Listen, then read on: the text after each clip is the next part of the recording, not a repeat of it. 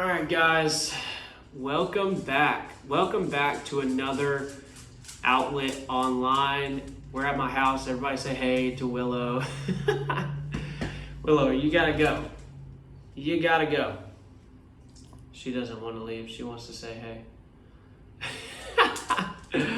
Oh, man, but check it out. This is the last outlet that we're going to have to do online. Well, maybe not ever, but for right now, this is going to be one of the last outlet videos that we do online because next week, that's right, next week we will be back on campus. June the 7th, back on campus, y'all.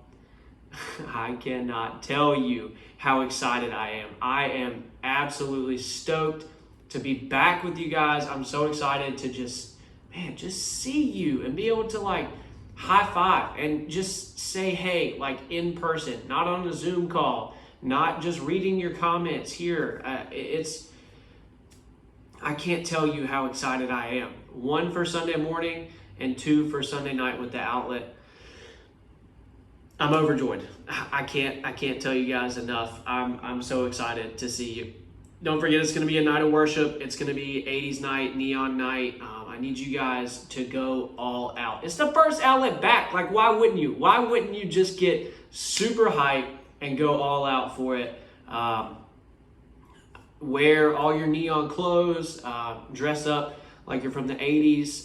There's going to be some awesome lights, some awesome music. It's just going to be such a good time, and I cannot wait. It's going to be so much fun. I can't wait to see you guys. It's going to be lit. It's going to be awesome. I can't wait. I'm stoked. I can talk about it all day. I'm just so excited. So we're at my house because it's Monday, and I'm not at the church. I'm just kind of chilling out. It's been a busy day here at the house, but I wanted to just talk with you guys for a little bit. I'm going to keep this one short, and we're going to get right into it. But before we do, man, let's just pray. I'm at my house by myself, except for with my dog, and I think that even right here, the presence of God can show up. So let's just pray over this time, and let's get right into this message. God, thank you so much for all the students, parents, people that are going to tune in to this video tonight. God, I thank you so much for the story that you're unfolding. God, I thank you so much for what your word is going to teach tonight. God, I pray that you hide me behind the cross. Don't let a single thing that I'm going to say be heard, but God, let your voice speak louder than I ever could. We love you. We thank you. We give you all the glory, honor, and praise. And we ask this in your son's name. Amen. All right, let's do it. Let's get into it. So, what is a superhero's job? I think a lot of people would say they're there to save people. They're there to wear awesome costumes, to fight against supervillains who look kind of funny. But I think that one thing about a superhero can kind of sum up their entire job. And that's the fact that superheroes help people. Superheroes help people. So last week we started this series called Origin Story. It's about heroes fighting for justice, and superheroes are known for helping people. But I've got some awesome news for you. Get ready. I've got some awesome news. You and I don't need a cape or spandex to be a superhero. You don't need superpowers to be known for helping people. I think that is really cool. That's an awesome thing. And I heard a story about a guy who was pretty heroic last week. It's a story of two guys named Mark and Terrence. So Mark was a homeless man living in Atlanta, Georgia. And one day he's living on the streets, and one day he finds himself behind this building searching through a dumpster to find some food. Now we have our food bank, so we have a way to help people just like Mark. We have a way to help people get food and do things like that. But Mark was in a unique situation. He didn't know where he was born. He didn't have his birth certificate. He didn't have an ID, didn't have a social security card. He had nothing. He was not just homeless, he was nameless. He didn't know who he was. He didn't have any documentation about who he was. And he finds himself behind this building, searching through a dumpster for trash. And these people who own the building, they'd been seeing him around, seeing him look for food and things like that. And it just so happened that these people owned a nonprofit company called Love Beyond Walls. And if you guys don't know anything about Love Beyond Walls, man, they're an awesome ministry. They have a really cool story and they do some awesome stuff in Atlanta, Georgia. I encourage you guys, go online and look them up. Go to their Instagram account, check them out. They've got some really cool stories. And this whole story is on YouTube, so you can go and watch it from the first person narrative of this guy, Terrence. And Terrence is actually the owner and operator of Love Beyond Walls. And so he finds Mark behind the building, and he, just like the rest of the people that their ministry reaches out to, he asks him and invites him in and gives him some food and gives him a place to stay, and winds up running this campaign called Hire Mark. Like, this dude who's got a full-time job running a nonprofit ministry, who helps people on the daily, finds this guy and then takes the time out of his day to start a campaign called Hire Mark. And essentially what that was this guy would walk around the streets of Atlanta with a sign hung on his chest that literally said Hire Mark. And they would walk around with resumes and hand his resume out to people, hoping that he would get hired. Well, 10 days later, it just so happened the guy who actually gave Mark a suit to go to all these job interviews that he was getting, he wound up giving Mark a job. Terrence didn't have to do this. There was no need for him to go behind the building, bring this guy in, give him a place to stay, feed him, clothe him, and then take time out of his days, his busy days, to find Mark a job. But because he loves people and he loves his city, that's exactly what he did. He didn't think twice about it. He was selfless about it. That's one of the most selfless stories that I've heard. He literally stood on the road wearing a sign that said Hire Mark. I think that story is incredible. It's really, really cool. Terrence and his team at Love Beyond Walls. I picked this up and didn't even drink any of it. Sorry. Super distracting. Terrence and his team at Love Beyond Walls, they didn't have superpowers. They didn't have superhuman skills. They couldn't fly or, like Captain Marvel, shoot energy beams out of their hands or anything like that. But they did something heroic for that guy, Mark. And if you ask Mark today, I would guarantee you that he would say the same thing. But what are some things that you notice about Mark's story? Like, what stuck out to you, or what were some of his specific needs? Like, these are some things that you can talk about in your small groups or with some of your friends. How was Mark cared for? And before Terrence and Love Beyond Walls, why do you think that no one else helped Mark out? Why do you think that no one else did anything for him?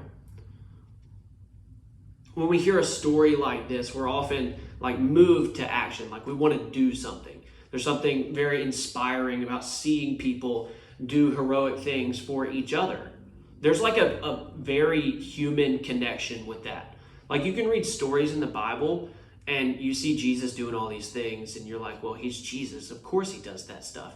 But on a human level, you hear these kind of stories and it's very relatable, and it moves you to a place of, wow, I really want to do something to help people. I want to be the person that helps somebody.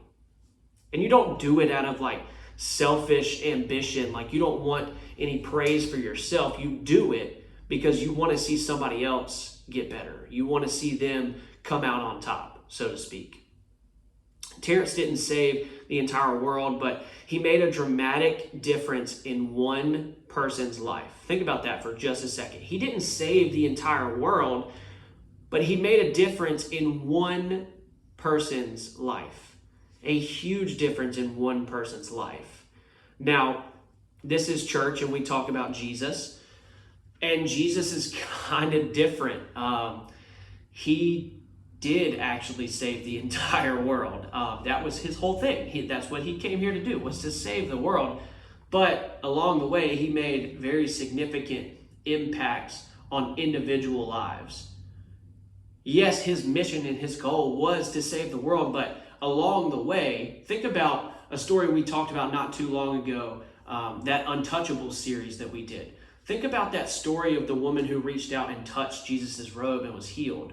That person, or the Pharisees that he wrote in the sand and told them a specific thing about their lives. They were getting ready to stone this woman, and he writes in the sand. Like, that's a significant impact in one person's life. And Jesus, that's what his story is marked with over and over and over again. I've got some passages that I want to read to you. And on the last night before Jesus was arrested, he actually said some stuff to his disciples that is super important for us even today. He was about to be arrested and sentenced to death, and he knew that, mind you, he knew that. And here's the conversation that he had with his disciples. So check this out. It says, "Now before the feast of the Passover, when Jesus knew this hour had come to depart out of this world to the Father, having loved his own who were in the world, he loved them to the end. During supper, when the devil had already put it into the heart of Judas Iscariot, Simon's son, to betray him, Jesus, knowing that the Father had given all things into his hands, and that he had come from God and was going back to God, rose from supper. He laid aside his outer garments, and taking a towel, tied it around his waist. Then he poured water into a basin and began to wash the disciples' feet and to wipe them down with the towel that he had wrapped around him. He came to Simon Peter, who said to him, 'Lord, do you wash my feet?' And Jesus answered him, 'What I am doing you do not understand now, but afterward you will understand.' Peter said to him, 'You shall never wash my feet.' Jesus answered him, 'If I do not wash your feet, you have no share with me.' Simon Peter said to him, 'Lord, not my feet only, but also my hands and my head.' Jesus said to him, 'The one who has bathed does not need to wash except for his feet, but is completely clean. And you are clean, but not every one of you.' For he knew who was to betray him. 'Not all of you are clean,' he said. He continues in verse 12. He says, 'Do you understand what I have done to you? You call me teacher and Lord, and you are right, for so I am. If I then, your Lord and teacher, have washed your feet, you also ought to wash one another's feet. For I have given you an example that you also should do just as I have done to you. Truly, truly, I say to you, a servant is not greater than his master, nor is a messenger greater than the one who sent him. If you know these things, blessed are you if you do them.'" Now that story has been used time and time again to really illustrate like service, what it means to serve people and to love people. Now, when you think about this story and Jesus washing people's feet, like some of you are freaked out by feet anyways, like even clean feet freak you out. But like Jesus, he knelt down to wash the disciples' feet. Now, let me put this in perspective for you. These guys walked around in basically Birkenstocks all day. All day, every day, they walked around on nasty, dusty, muddy roads, walking from place to place, covered in who knows what. And Jesus bends down, their teacher, their leader, bends down and washes their feet. Now, usually when you walk into the house, at that time, there was a servant who would, at the door, when you kick your sandals off, there was a servant there with a water bowl and a towel, and they would bend down and they would wash your feet for their master.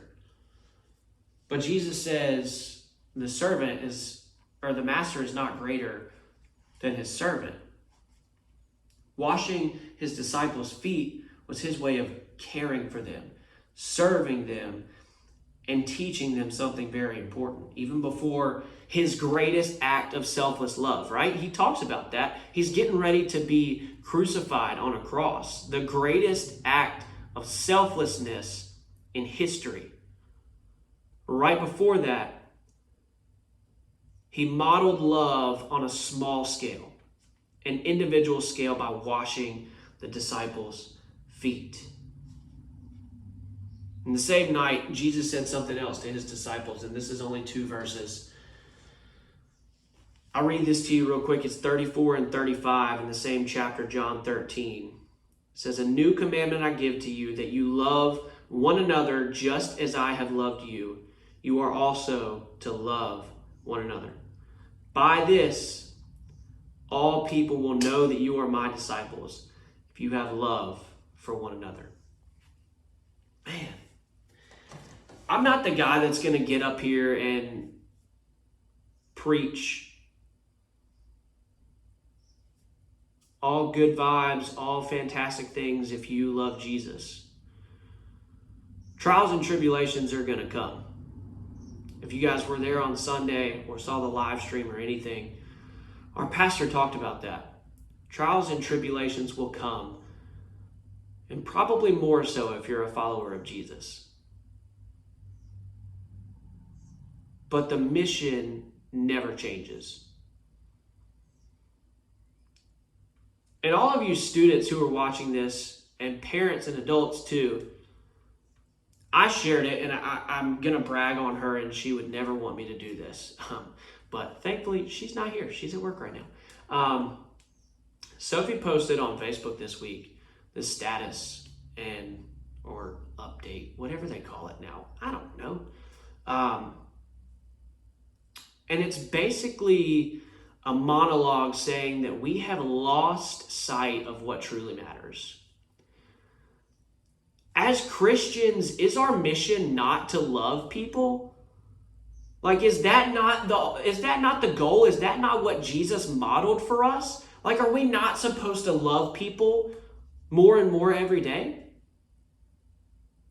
I think that that's exactly what we're supposed to be doing. Jesus says, I give you a new commandment. As he's about to depart from this world, he says, "A new commandment I give to you, that you love one another." And not just that you love one another like shallowly, that you say, "Oh man, I love you." Like, not just love one another, just as I have loved you. So that means getting down and dirty, taking out your towel and your water bowl and washing someone's nasty, dirty feet. Serving them, helping them any way you possibly can, putting yourself on the same level as they are. Not counting yourself any better than any other person in this entire world, but loving people just as Jesus has loved you. That selfless act on the cross, do you think that you could do that for your neighbor? Do you think that you could willingly sacrifice yourself up to death for the person next to you? There's so much going on in this country right now that just fires me up because people are so hateful. My gosh, like, I can't understand for the life of me how Christians can get on the news, on social media, on every single platform possible and just spread nothing but hate. I don't get it. It makes me mad. That makes me not perfect, but it is. It is what it is. It makes me upset. Our mission is not to spread hate, and it's not to judge people for making mistakes. A lost person is not going to act like a saved person. And your hatred toward that person is never, ever going to show them Jesus. I'm sorry that I'm getting on a soapbox here, and this has already gone longer than I intended it to go. But the situation, the nature of the culture that we live in, the current state of our country calls for this. And it calls for you, Christian, you, student, who loves Jesus, claims to love Jesus, who is found and saved and redeemed by the grace and sacrifice of Jesus Christ. This country calls for you to spread the love of Jesus. That is unconditional, no holds barred, all out love for every single person around you, no matter what. There are no excuses to spread hatred towards someone, but there is always a reason to love. There's always a reason to spread love, because Jesus says, a new commandment I give to you, that you love one another just as I have loved you. And he even told Peter, you don't understand it now, but here soon you will, because he was about to sacrifice himself, do the most selfless thing in the world for you. And because of that, he calls you to love others. Now, how does this apply to your life? I know, I'm sorry, I get on a soapbox, and honestly, right now, if you don't understand how this applies directly to you, you have not paid attention to social media, the news, or even gone outside your house in the last 3 days. Because the world is surrounded with hatred.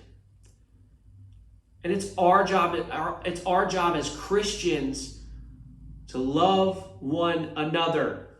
There is no, that's the only option. Like, love one another.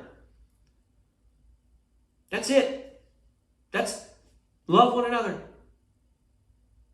That's what Jesus commands us to do. And from that, faith, hope, and love, and of these three, the greatest is love?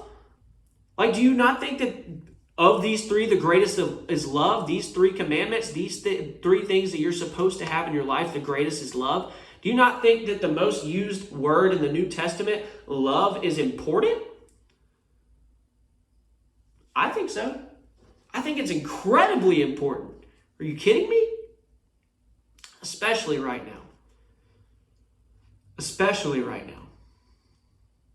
If you want to do a better job caring for the people right here in front of you, there's 4 words that I want to share with you right now. The first word is awareness. I'm going to get through these pretty quick, and then we'll close out and we'll be done. The first word is awareness, and just like we discussed, the first step in caring for people in front of you is to be aware of them and their needs. The second thing is listening. If we want to care for the people in front of us, we must actively listen to the things they say. Not just hear it, listen to it. Soak it in. Listen. The third thing is interpretation. If we want to care for the people in front of us, we have to think about how our own words can be interpreted, and not only about what we meant by the words that we said.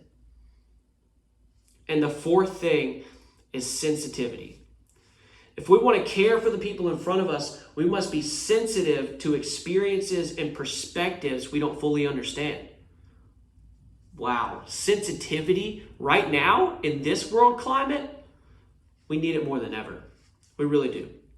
Sometimes our hearts might be right, but our mouths aren't. Gosh, that is me. That is me 110 million%. And as we close and you go into your groups, I want you to think. And I want you to see how each of these words can be used in your life when caring for the people in front of you. Sometimes the most heroic things you can do are the smallest, but they're the most meaningful things. Sophie tells me all the time, it's the little things. It's the little things that have the biggest impact. You don't need to have superpowers to save the world, but you do need to be willing to care for others and to love others like Jesus did. You have to be willing to wash feet. Heroes care for and love the people in front of them. So this week, who are you going to heroically care for and love? That's the question we have to ask ourselves. And guys, I know there's a lot going on in this world. We don't need any more hatred. We need to be spreading the love of Jesus each and every day to the people around us. Man, I love you guys. I care so much about you, and I cannot wait to be back with you next Sunday. I hope that this message was encouraging to you. I hope that it inspired you to go out and make a difference in your world. And I just got to say, man, with everything going on right now, I'm just ready to be back with you guys. I'm ready for the positivity that you guys bring to my life. I'm ready for the fun and the love that I feel for all of you. Hasn't changed one bit throughout this whole process, but man, I can't wait for it to come to life, so to speak, on Sunday night. So don't forget, next Sunday, June 7th, from 5 to 7 on campus. We'll be right back for the outlet. And I love you guys. I miss you. We'll see you again next Sunday.